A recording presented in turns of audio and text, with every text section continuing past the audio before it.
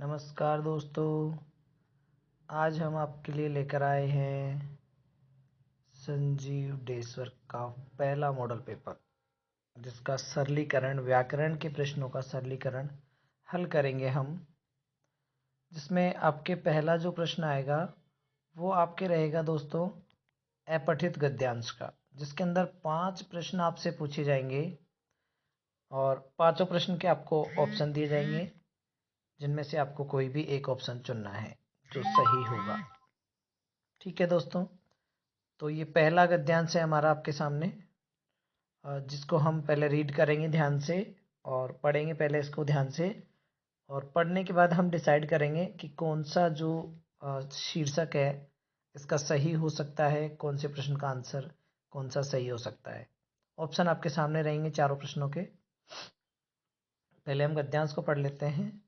जीवन की सच्ची प्रगति स्वावलंबन के द्वारा ही संभव है। यदि हमारे मन में अपना कार्य करने का उत्साह नहीं है, अपने ऊपर विश्वास नहीं है, आलस्य ने हमारी कार्य शक्ति को पंगु यानी विकलांग बना दिया है, कमजोर बना दिया है, तो फिर कैसे हमारे जीवन के कार्य पूरे हो सकेंगे। ऐसी स्थिति में हम अपने आप को किसी भी कार्य को करने में असमर्थ पाएंगे। समाज, राष्ट्र और समाज के लिए तो हम कर ही क्या सकेंगे। जब अपने लिए कुछ नहीं कर सकते तो समाज राष्ट्र के लिए क्या करेंगे। स्वयं अपने लिए भी भार स्वरूप हो जाएंगे। ये बात विचारणीय है कि संसार में जो इतने महान कार्य हुए हैं, क्या उनके पीछे स्वावलंबन की सुदृढ़ शक्ति नहीं थी।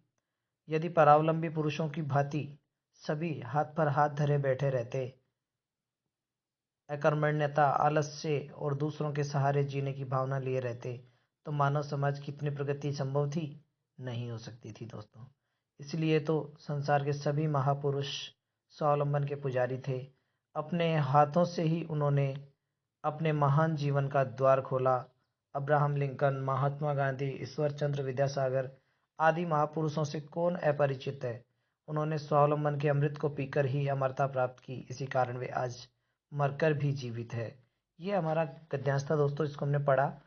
हमारे सामने कई प्रश्न, कई शब्द इसके अंदर हमको मिले, जिसमें देखिए आपको स्वावलंबी और परावलंबी दो शब्द ऐसे मिले इसके अंदर, जिनका अर्थ समझ लीजिए। पहले स्वावलंबी होता है जो अपनी दम पर बहुत कुछ करने में सक्षम होता है, अपने आप को सब कुछ करने के लिए लायक मानता है, और ऐसे वो तो कहलाता है स्वावलंबी। और ऐसे पुरुष जो भगवान भरोसे हाथ पर हाथ धरे बैठे रहते हैं, जो भगवान करेगा वो होगा, ऐसे पुरुषों को कहा जाता है परावलंबी, जो दूसरों के दम पर कुछ करने की सोचते हैं।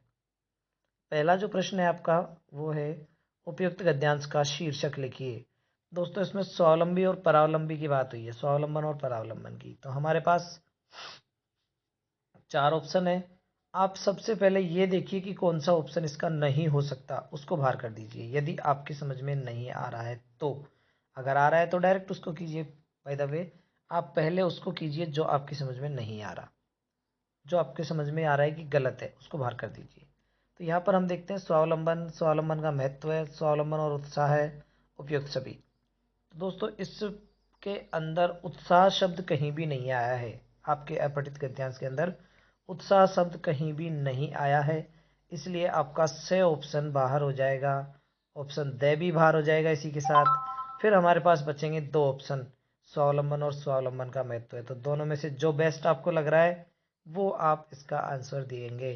तो कौन सा सही है? स्वावलंबन का महत्व यहाँ पर इसका सही जवाब है।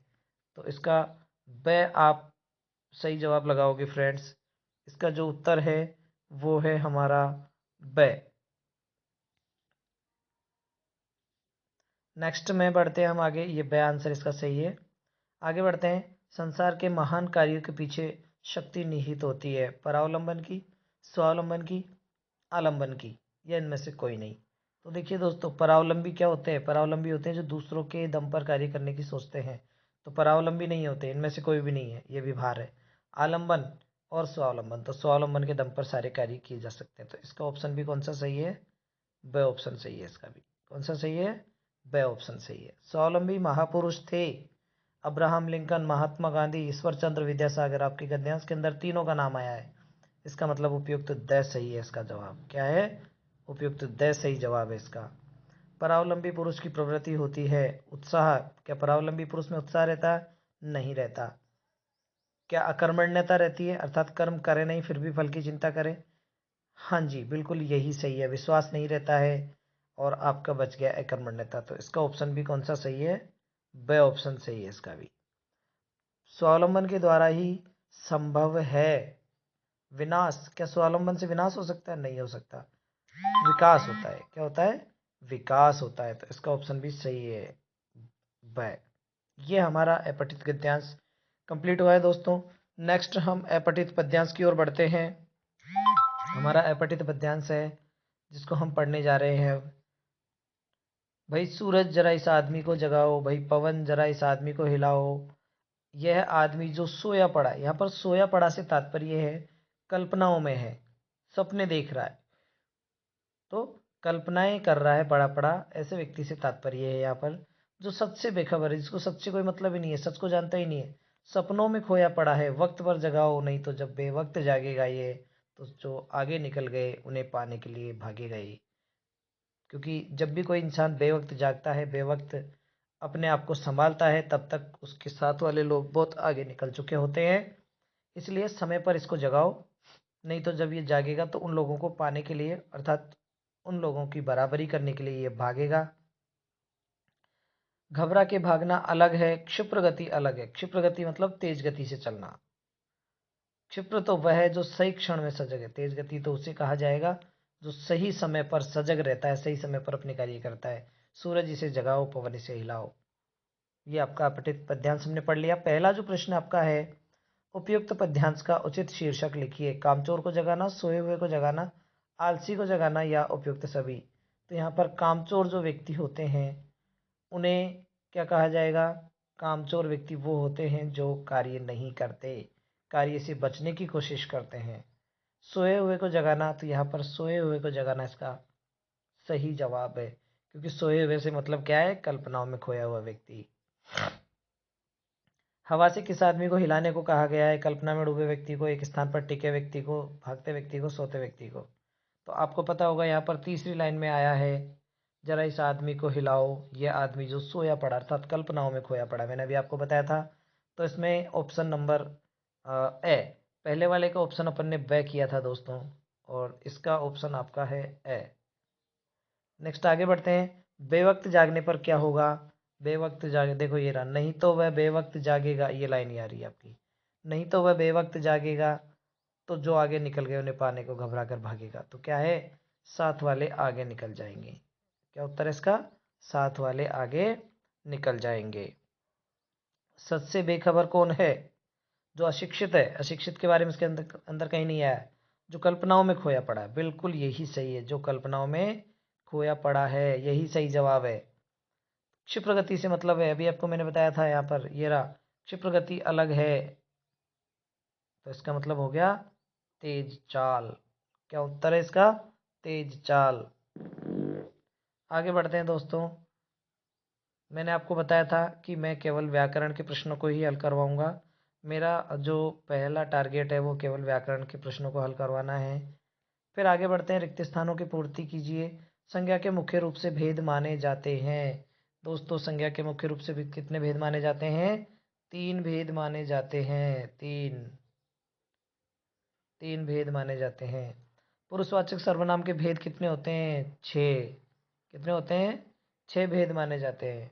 जिन शब्दों से संज्ञा या सर्वनाम की नाप तोल संबंधी विशेषताओं का पता चलता है, तो विशेषताएं बता रहा है, इसका मतलब ये विशेषण है।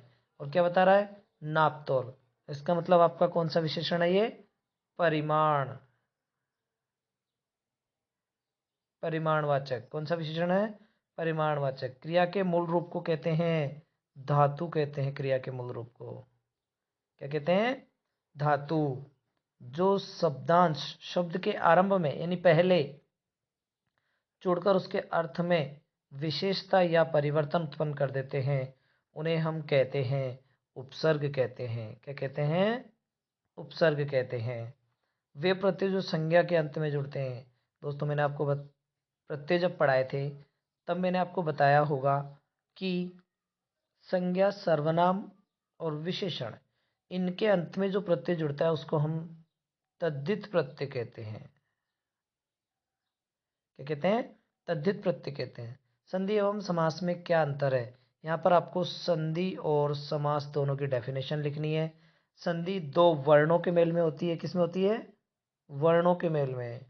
और समास जो होता है वो होता है शब्दों के मेल में। किसमें? शब्दों के मेल में होता है। तो ये ध्यान रखना है। परिभाषा भी आपको ऐसे लिखनी है कि संधि दो वर्णों के मेल में होती है जबकि समास दो शब्दों के मेल में होता है। अव्ययी भाव समास का पहला पद आपका अव्यय होता है और दूसरा पद आपका होता है संज्ञा। पहला पद अव्यय, दूसरा पद संज्ञा जिस समास का होता है उसे हम अव्ययी भाव समास कहते हैं। आंख फेर लेना मुहावरे का अर्थ है दृष्टि हटा लेना। क्या है? दृष्टि हटा लेना। दूसरा जो प्रश्न हमारा है आगे का व्याकरण का अंतिम प्रश्न है, अंधेर नगरी चौपट राजा लोकोक्ति का अर्थ लिखिए। यहाँ पर इसका अर्थ हो जाएगा प्रशासक की अयोग्यता। प्रशासक की अयोग्यता पर धांधली। प्रशासक की अयोग्यता पर धांधली। तो दोस्तों इस तरह से ये आपकी संजीव डेश्वर का फर्स्ट जो मॉडल पेपर था वो समाप्त हो चुका है। आगे हम बढ़ेंगे लेकिन आज की क्लास को हम यहीं ख़त्म करेंगे। कल हम फिर से अगला जो मॉडल पेपर है उसका हल लेकर आएंगे आपके लिए। ठीक है दोस्तों, तब तक के लिए सभी को नमस्कार, सत श्री अकाल। सब दोस्त पढ़ाई कीजिए ढंग से, आपकी परीक्षाएं बिल्कुल नज़दीक है।